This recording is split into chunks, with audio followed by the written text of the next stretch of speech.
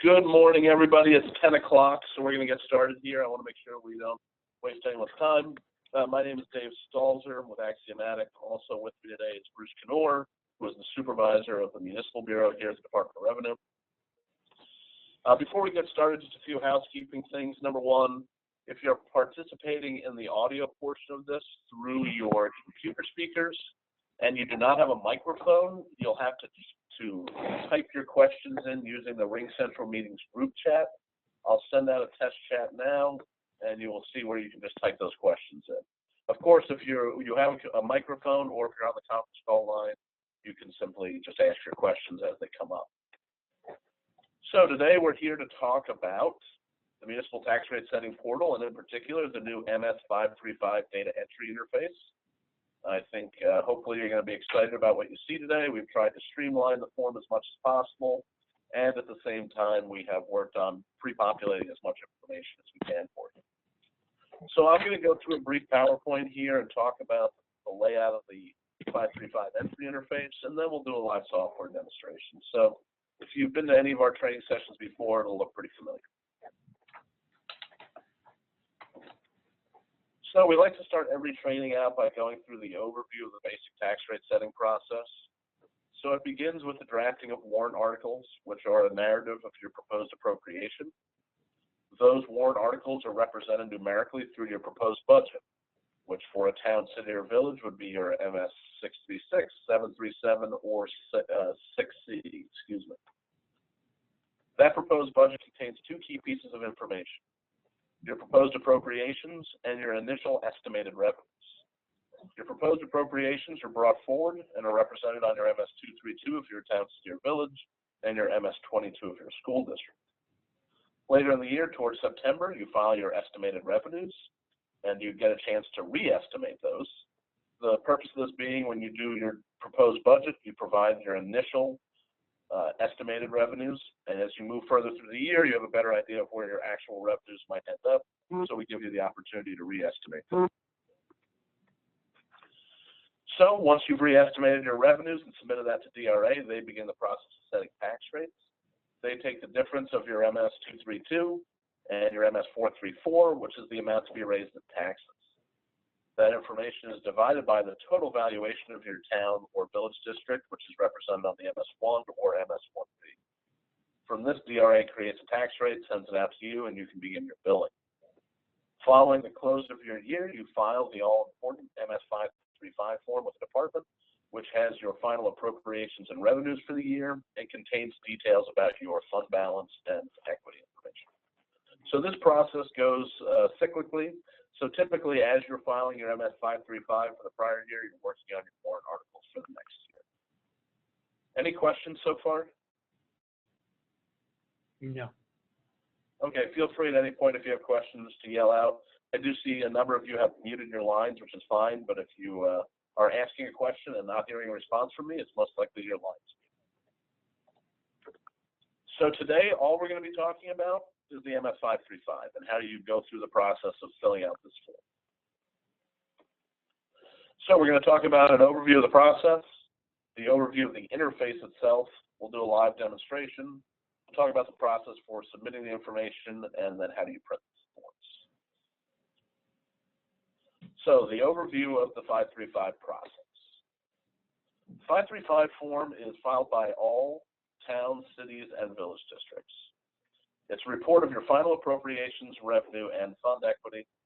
And we do recognize that many entities use a preparer or an audit firm to go through and provide this information. So we have built a specific workflow if you do have an audit firm doing that work for you. So most importantly, what's the interface for this? I'm sure most of you on the call today are familiar with the form and are most concerned with how do you enter information. So you can access the interface by going to the Financial tab, the same place that you do the revenue review, and you'll select the Continue button to the right of the MS-535 review icon you can see here on the screen. So we would select this Continue button to access the interface. Once there, we'll see 4 different tabs. We'll have a Home tab, Expenditures and Revenues, Long-Term Debt, and your balance sheet. Now, be aware that each tab can have multiple subtabs, and once again, we will be doing a live demonstration and going through this, but I wanted to give you an initial walkthrough of the interface. So we can see here is just the home screen. So we'll move to the next tab. The home screen really serves two purposes. Number one, you're going to answer a question about if you had anticipated revenue or emergency appropriations, which might impact your expenditures and revenue tab. And then on the right side of the interface, you'll be providing your audit firm information if you use an audit firm. If not, that information can be left blank. The preparer's information is pre-populated based on the user account of the person entering the information. So the Expenditures and Revenues tab. Expenditures and revenues are split out on separate tabs in the interface, very similar to other interfaces in the application like warrant article drafting. Your prior year appropriations and estimated revenues are all pre-populated for you. So all that information is going to be populated. All you need to do is provide the actual values. So that's one of the things we're trying to leverage in this new form, is the ability to populate it with all the information you provide throughout the year. You can provide reasons for changes in values, whether they go up or down. And as we get to the end, as we get to the live demonstration, you'll see on the Expenditures and Revenues page, there is the opportunity to add your capital funds at the bottom. Long-term debt is going to pre-populate with all the information you provided previously for your long-term debt. And you have the ability to go ahead and add and remove lines as needed. And the summary section will automatically calculate based on what you enter below. The balance sheet has three different subtabs: assets, liability, and fund equity. Your current year, beginning of year is populated with your prior year, end of year information. So we take last year's end of year information and pre-populate your beginning of year this year with it. All those values are editable. All we're asking is that you enter your current year end of year values and provide any explanation as needed. Also provided on the balance sheet is the school reconciliation worksheet and a general fund balance worksheet, which will tell you essentially, did your balance sheet balance? And that's going to be one of your requirements for submitting this form. Once again, we're going to go through more detail once we get in the live demonstration. So I'm going to bring over the application here, and I'm just going to use a sample town. We're logged into our dev server. So once again, I'm logged in. I can go to my financial homepage. There I'll see once again our revenue review up top, which is where we do our MS-434. Below it, I see my MS-535 review. So I can go ahead and select the continue button, and that will take me into the interface. So the first thing we see here is this question. Did your entity have any DRA-approved emergency expenditures, expenditures pursuant to non-lapsing appropriations, unanticipated grants, or expenditures pursuant to authority as agents to expend? This is information DRA wants to capture to understand any anomalies with higher or lower expenditures and revenues. So by default, the question is set to no. If you set it to yes, you will be required to provide an explanation. If you're an auditor filling out this form, you're going to want to provide your audit firm name, the name of the specific auditor who did the work, their phone number, and email. That provides DRA with the information they need if they need to reach out to you subsequently to submission of the form. So next we'll jump over to the Expenditures and Revenues tab. And there what we see are, just like we saw in the PowerPoint, expenditures and revenues broken into separate tabs across the top of the screen, and then all the different subsections of the form broken out in these vertical tabs. So as I talked about, all of the appropriations for your year are pre-populated. So that information is populated for you, and all we ask is that you enter the amount that you've expended and provide any reasons, especially if you have to provide a reason if you end up putting final expenditures in any line that initially had a $0 appropriation. So if I went and entered values in the expended line here, the system would prompt me to provide a reason why we did a $0 transfer. At the bottom of the screen here, we can see our special revenue funds and capital projects, which will allow us to get our total general fund expenditures. The same process is mirrored on the revenue side. All of our initial estimated revenues are populated. We can update it with our actuals and provide any reasons that we want. Here we can also enter our special revenue funds or capital project funds, and those would be removed. Any questions so far? Okay. Next, I'm going to move to the long-term debt line. What we have here is all the information populated from our prior year submission. So this is what Brentwood submitted on last year's MS-535. We've automatically populated it into the system. The summary table at the top of the page is really just a summation of everything below in these individual lines. So for all these individual lines, we can go ahead and update anything as needed. We can remove lines as needed as well. Now you can see that our information has been removed and our calculations were updated. We can also go ahead and add lines for long-term debt if necessary. So now we've added a new line. I can go ahead and fill out that appropriate information. So the long-term debt, we've tried to automate as much as possible. And the information that you have here, if you leave it in for this year, will pre-populate next year's form. So long-term debt will keep populating year after year until you remove it. So once again, we're trying to do as much as we can to make sure that information is pre-populated for you and you're not re-entering the same information either. So I'm going to go ahead and remove that line since I didn't actually want to use it. Then we have the all-important balance sheet tab. The balance sheet, first of all, is broken down into 3 sub-tabs: assets, liabilities, and fund equity. And I'll come back to those in a second. At the bottom of the page, we have our general fund balance sheet reconciliation, which is really going to be one of the key pieces to getting you to submit the form. And we have the school reconciliation worksheet. So I'll come back to both of these in a moment. At the top of the screen in our asset, liability, and fund equity tabs, we populate for you the current year beginning of year value. Once again, that's populated based on what you had as your prior year end of year value. These values are editable. We understand that there could have been changes or adjustments subsequent to this. So those values can be changed if you wish. All we're asking here is that you enter your current year end of year values and provide any explanatory text if there's things that you think that your DRA auditor needs to know.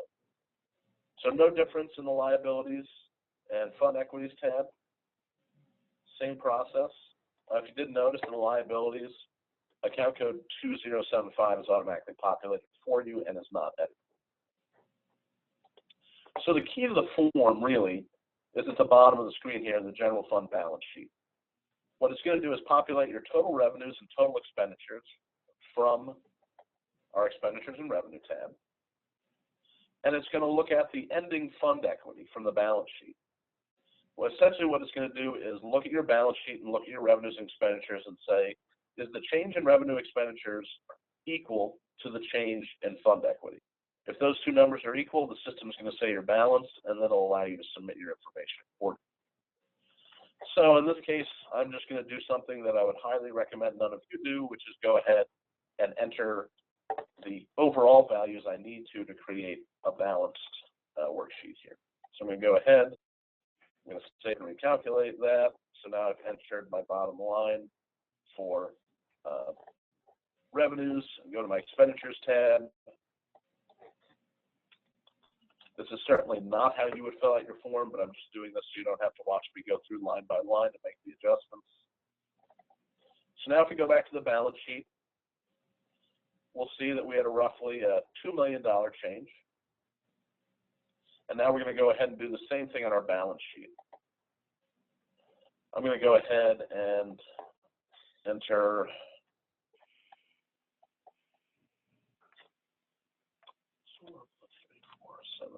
$764. I'm going to show you how your balance sheet would not balance by doing this.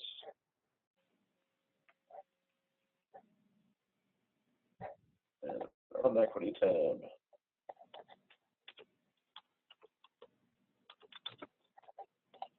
So once again, I can select save and recalculate. And now what the system is saying is, you didn't have any change in your fund equity, but you had a change with your revenues and expenditures, so your fund balance doesn't really make sense. So until the balance sheet is balanced, the system is going to keep prompting you and saying, you have an imbalance. And until that is balanced, you won't be able to submit it as a final form. Of course, the right thing to do would be to go in here and figure out how to make it balanced. So let's see if I can do that.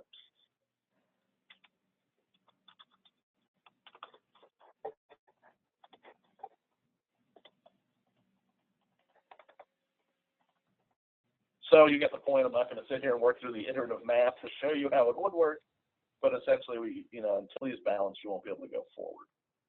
On the school reconciliation worksheet, I didn't cover this yet. Essentially, it's pre-populating all the information for you. You have your school liability beginning of year from account 2075. It's automatically populating your assessment for the school district and your current year liability. All you're going to do is enter the payments made to school districts. And for most of you, it's probably going to be approximately half of what your liability is. So in this case, I'll just say $7,500,000. Because schools typically are on fiscal year, as towns are on calendar year. So in general, your school reconciliation is generally about half of what you owe them for the entire year. I'll select Save and Recalculate. Now you can see it's showing me my end of year liability. Any questions so far on the interface?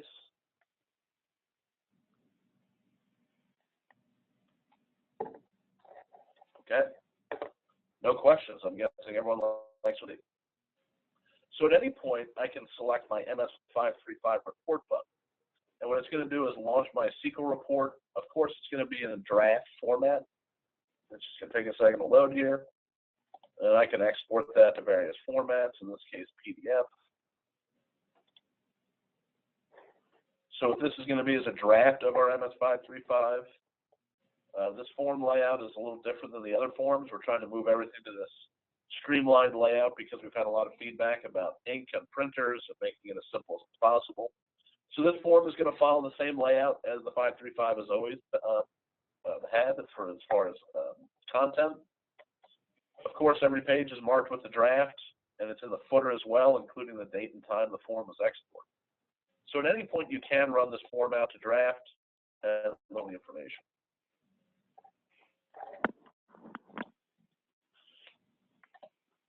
Any questions so far? Okay. So what I want to do is go back to the PowerPoint and talk about the submission process. What can I do for you? So I know for many of you, you have preparers or auditors, and we're going to talk about that momentarily. Say what that? So was that a question? I haven't heard anything about that. No. I think it's just some background noise on the phone.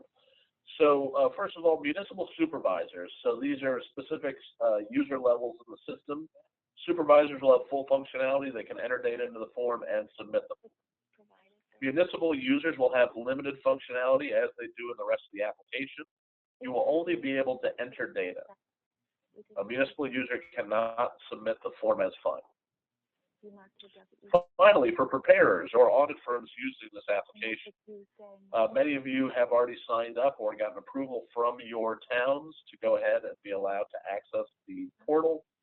And in this case, you're going to have roughly the same functionality that a municipal user will have.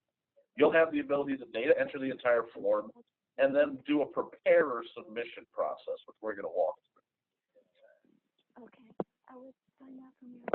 So if you're preparing the form on behalf of your municipality, you're going to fill it out just like usual.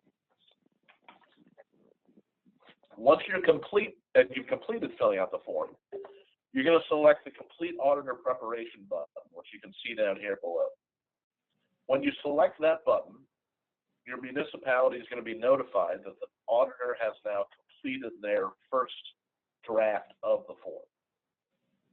At that point, the auditor is going to want to go ahead and print a copy of the draft form and say, this is the information that I provided to my entity. At that point, it will be up to a municipal supervisor in the town to review the information and submit it. Of course, the town must authorize preparers to access their entity. Like I said, most of the preparers who are probably on the line today have already received access to their towns, as an email went out about a month ago, kind of prepping everyone for this process. If you're a preparer and you haven't asked your municipalities to authorize you yet, it's a pretty simple process. All you need to do is send an email to support@axiomnh.com from the town indicating which auditor you want to allow to have access, and then we can go ahead and set them up in the system. If you're a preparer, you only need one login to access all of your client towns. You don't need a separate login per town. we can just go ahead and assign all the specific entities that you're working with to your one account.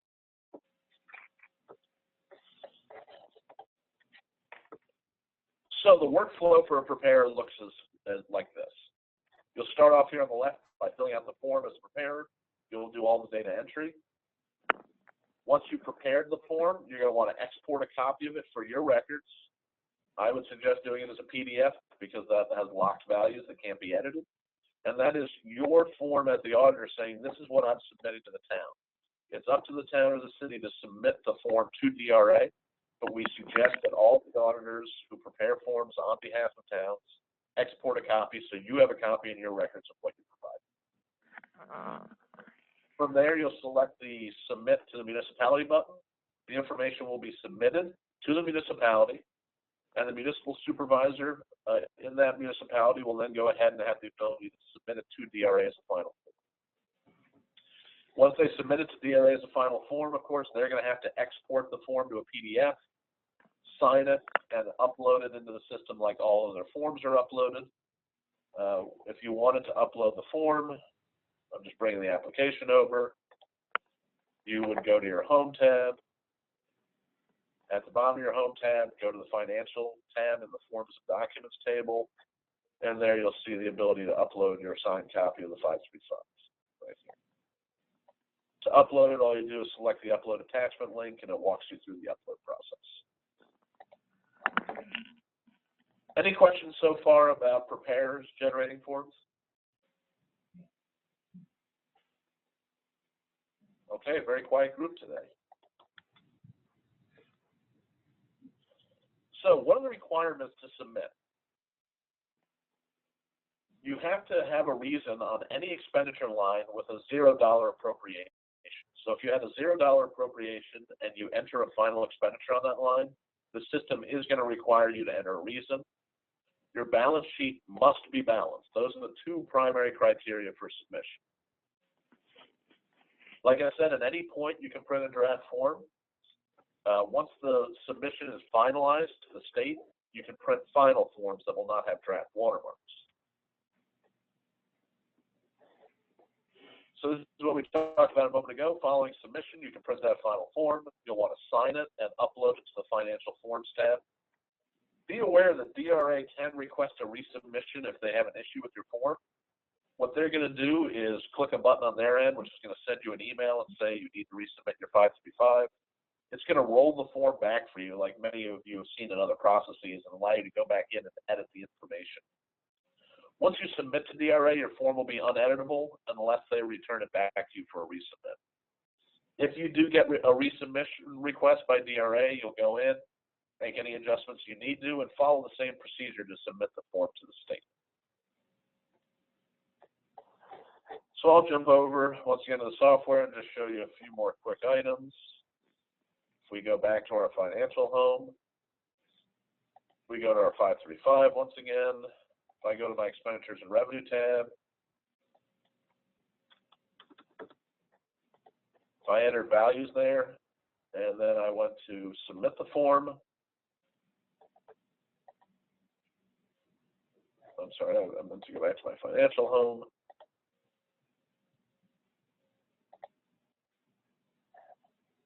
So it's going to give me an error up top and say I must provide a reason for it. So this is the first thing that we discussed that will require you to provide any reasons for $0 transfers. And if I went ahead and fixed this error, it would then prompt me and say my balance sheet is not correct. So these are going to be the two key pieces of information that have to be correct for you to submit to DRA as a final form. Once you submit the information to them, once again, you'll be able to print that final form off and upload it to the Home tab under the Forms and Documents tab. Any questions so far about anything we've discussed?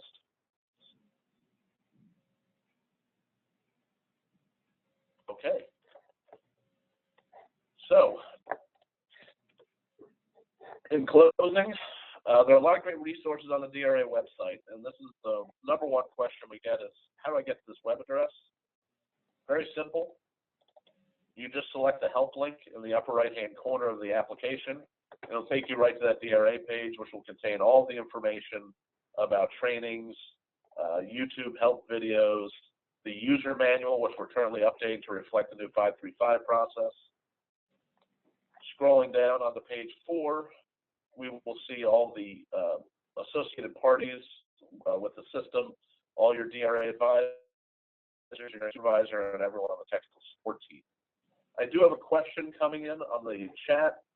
As a preparer, how will I know what my login information is? I have received email notification from my clients giving me access, but I do not know exactly how to get into the portal. So if you have received notification from your town, please forward those to the address here, support@axiomnh.com, and we will get you set up and get you your login information. If anyone's curious how you get to the actual application, let me bring up a new browser window. And it's actually going to be proptax.org is the address. So if you go to proptax.org, that'll take you to the login. Once again, if you do not have your login information yet, please just reach out to us on support@axiomnh.com. If you have emails from your municipalities, just forward them along, and we'll do everything we can to make sure you get into the system as fast as possible. Also, you have great resources available through the municipal advisors and the municipal supervisor, Bruce Knorr, and anyone on the technical support team. Generally, we ask that the questions related to anything that is technical go to the technical support team, and anything that relates to the actual financial management or process questions go to your municipal advisors. So if you are having trouble reaching anyone, obviously feel free to reach out to us for any problems with the technical support team, and we will try to get you set up with the right people to get those questions answered. Does anyone on the line, either through the chat or over the phone, have any questions about the process? Not a question, David, but just say well done. Thank you. So I do want to make everyone aware this is now live in the application. So if you have credentials to get in, you can go into proptax.org, log in, and go ahead and start filling out 535s. Bruce and I are anticipating having them all in by March or April 1st. I know that they always come in on time, so that's why we rush to get this built in time for you guys. And if there are any subsequent questions, please feel free to reach out to anyone once again, and we'll make sure we can do the best we can in getting you the right answer as quickly as possible. So if there are no more questions, I want to thank you all for taking the time today and wish you the best of luck using the new interface. And if you need anything, please just let us know. Okay, seems like we don't have any questions. So thank you, everyone, and we'll talk to you later. Thank you.